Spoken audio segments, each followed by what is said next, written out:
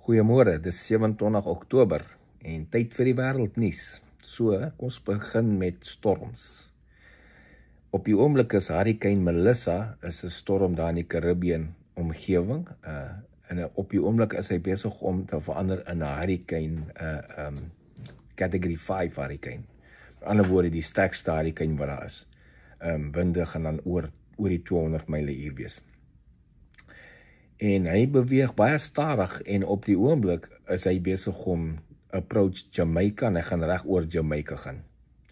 Nou vir daai klein eiland, die ding gaan reg bo oor hom gaan en hy beweeg baie stadig. Hy gaan baie reën damp en baie winde. So ons verwag groot skade op daai eiland as die ding eventually daaroor is.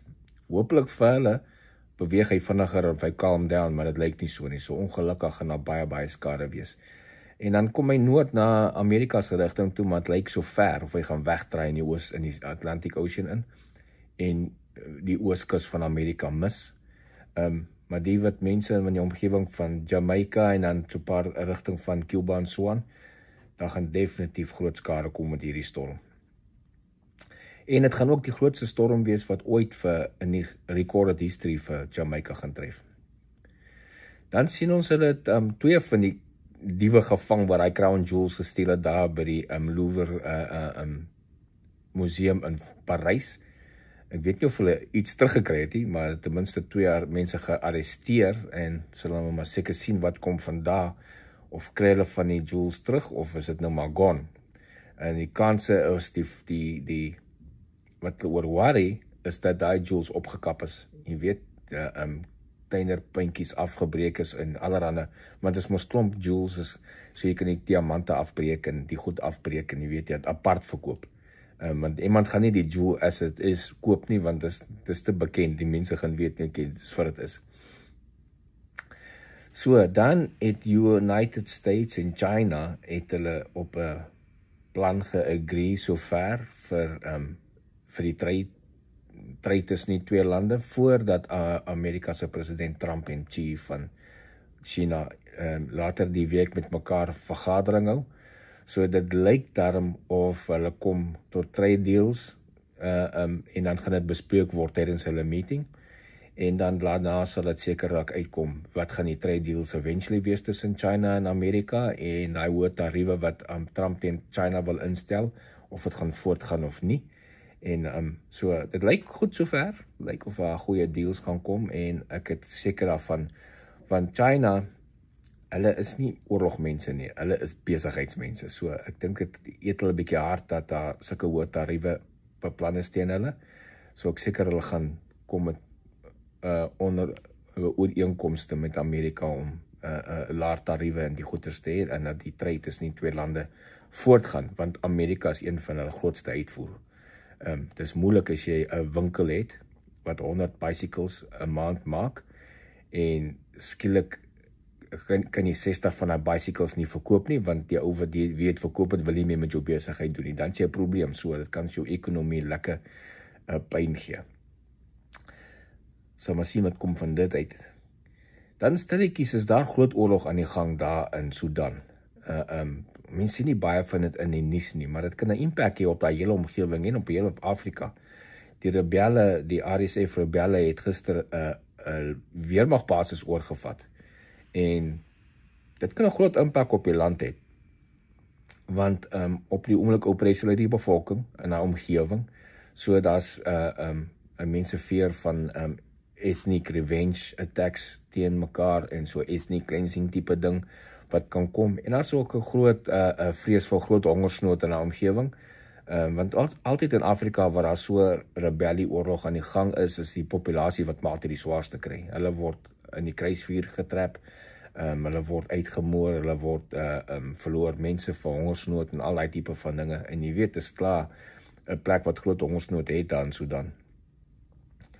So vir die populasie hoop ek dit gaan nie ver nie en ek wonder wanneer gaan die international community intree en help die Sudanse regering of so om die rebelle te stop, om oorlog daar te verminder. Dis in ons Nuus vir vandag, nou kan ons bietjie in die geskiedenis kyk. Ek het net een artikel gekry in die geskiedenis wat interessant is vir vandag en is in 1962. Vandag die 27ste Oktober. Dis 'n voorval wat in die Atlantiese Oseaan plaasgevind het.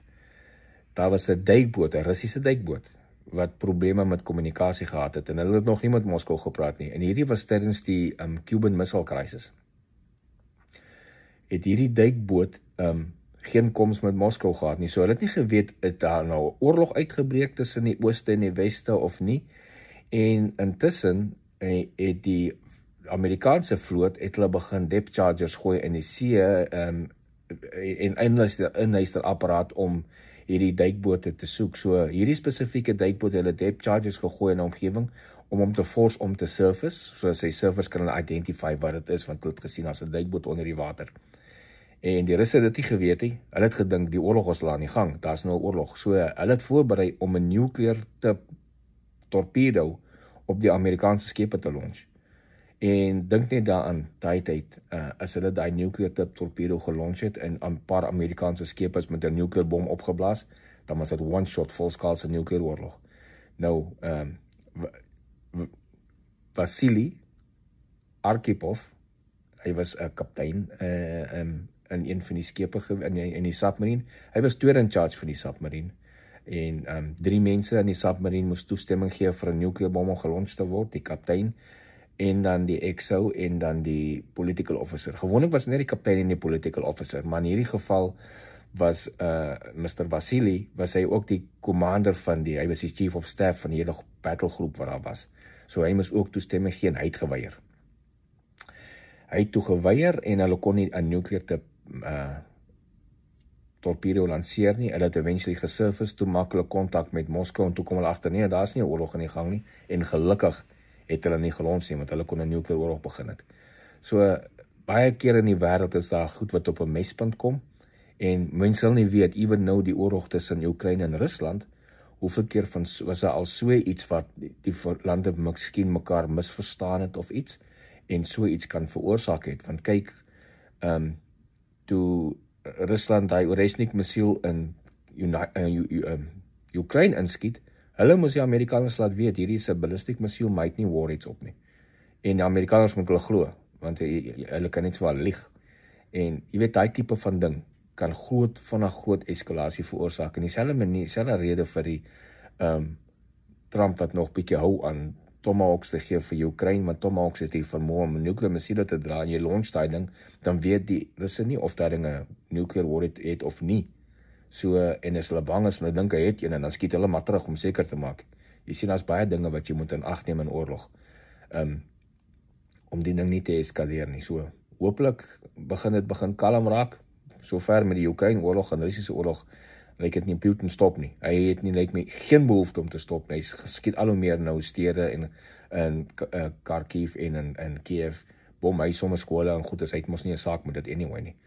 Maar sy aanvalle raak al hoe groter en groter. So hoop maar hierdie sanksies wat teen Rusland in is sterk genoeg en meer aan die mense raak betrokke daarbey om dan sy ekonomie af te sny en om force om die oorlog te stop.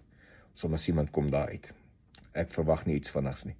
En dan hopelik, die week kom maklik die government ook hier by ons. Ek hoop die Democrats skrik wakker. En ons is besig om ergste steun te verloor. Dis dan ons nuus vir vandag in ons geskiedenis. Ons sien mekaar weer môreoggend. Geniet die dag.